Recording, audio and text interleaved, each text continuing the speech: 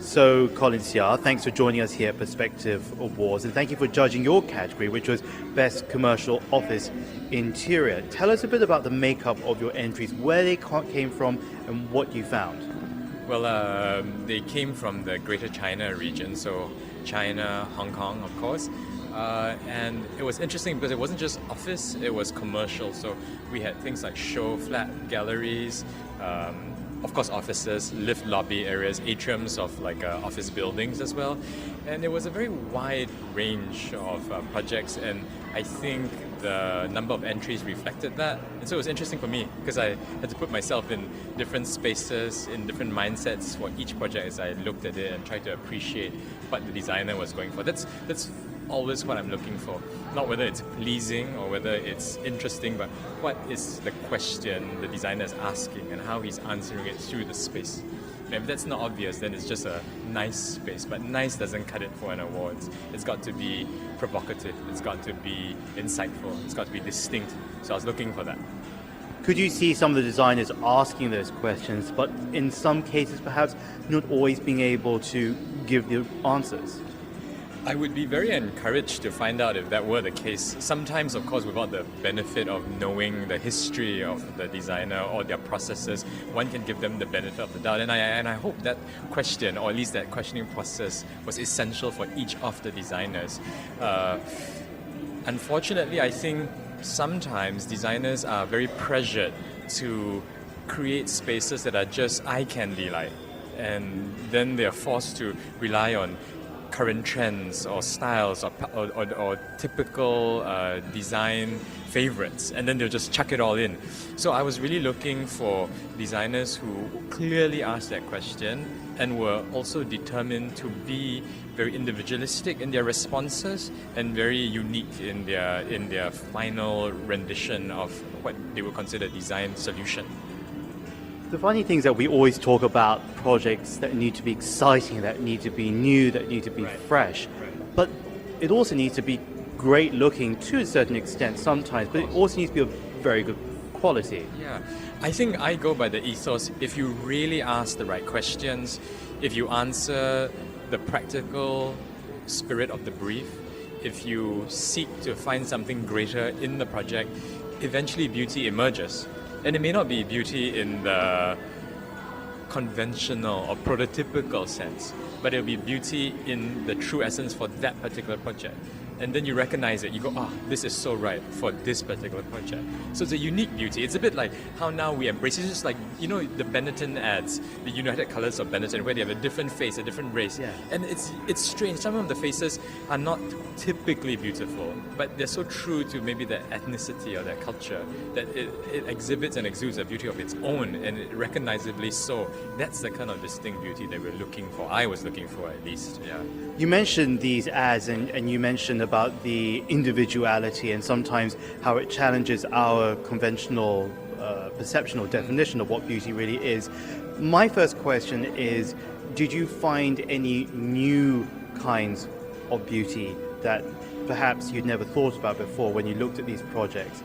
And secondly, also, the beauty, I suppose, very much depends on the context that it's coming in as well. Yes, I think you're absolutely spot on, James. I mean, the notion of context. If we look at women, for instance, these days, what is considered beautiful 100 years ago would be considered utterly appalling. Absolutely. Right? Disgusting. Oh my God, your wife is 6 foot tall and has a figure like an hourglass. But before, that maybe wouldn't have been the case, That made it being the epitome of beauty. Exactly, no longer. So yes, I must report some good news. I did find refreshing ways. Some of the projects exhibited new ways of recasting what we would typically associate with that particular genre of beauty. There was one in particular that comes to mind. It was a show gallery for a condominium project, and those are typically luxe and just bejeweled, and it's all about material and a lot of colors and an over inundation of stuff. This one was, the designer chose just one palette of materials, one iteration that they found many ways of expressing, and it was so rich. and it brought the message home so strong for me. And so I found that was a refreshing take, and very beautiful indeed. What I was going to wrap up on, because I find it so interesting that you were judging these largely Hong Kong mainland China projects, and you don't come from that background. You're a step back, a step away. You're based in Singapore, and you are Singaporean as well. So on that level and from that platform, do you think that allowed you to see something a little bit different, and how different was it?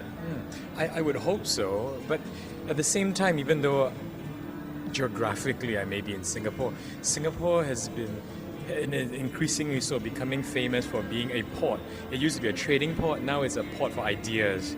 And because of that, the different winds of change, trends, styles, ideas coming through Singapore and incubating in Singapore, and then Singapore as a base to the rest of the world is becoming its trademark.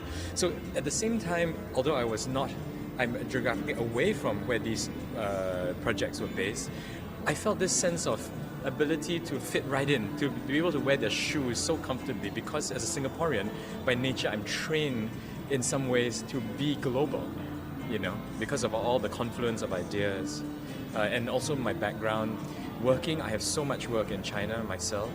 The firm has a lot of work in China, a very large percentage, and being trained in the States. So this kind of a global overview coming together, forcing us to ask ourselves, then if we are operating in China, having a project in Hong Kong, for instance, how can that be different from a project in Singapore? That was also a question I was trying to see whether these designers were asking themselves. And a little bit about you. You say that a lot of your projects, or a high percentage of your projects, to quote you directly, are in China. Which cities and parts of China are you really looking at and working in? The work is primarily focused in the cultural capital, Beijing. We work with very enlightened developers, Soho China, and on a wide genre of work, from residential to retail to hospitality as well. So that's where we are primarily focused, but we're looking to use that as a starting point, because China is so diverse and so large, and the market is so immense. The potential, really, we know no bounds to how far we can go there. And I want to finish up exactly on that. I have to ask you this question because I'll be moving in there one day. But a lot of people say that the CCTV tower couldn't really have been built, or at least not in that period of time, in any other major capital today. Do you think, ironically, that when you work in China, that you do have a certain liberation, a certain freedom that perhaps you wouldn't have elsewhere? Yeah, I think there's certain key cities or countries even that have become renowned for being an architectural or design playground. Beijing, Shanghai, certainly Dubai, the whole Middle East area, the Emirates, and countries which recognize, not just these countries, but any city that recognizes that design plays increasingly important a role in shaping one's perception and outsiders' perception of its culture and its status, its iconic status, and architecture being a visible, three-dimensional icon of culture. Something that something that can be transported over miles through just a single image, something that becomes iconic of a city, is something that we're very familiar with. The pyramids in Giza, the Eiffel Tower in Paris. So these things, there's this search for wanting to create icons all the time. But I think the flip side of this search, relentless search, is that when you fill a city with so many iconic-like buildings, then nothing's an icon anymore. And I think architects have now begun to recognize that maybe creating something banal, something simple, something more quiet is the new way to make an icon, ironically. Thank you so much for your time, and thank you very much for bringing your talent and infusing it over here. My pleasure. Thank you. So much.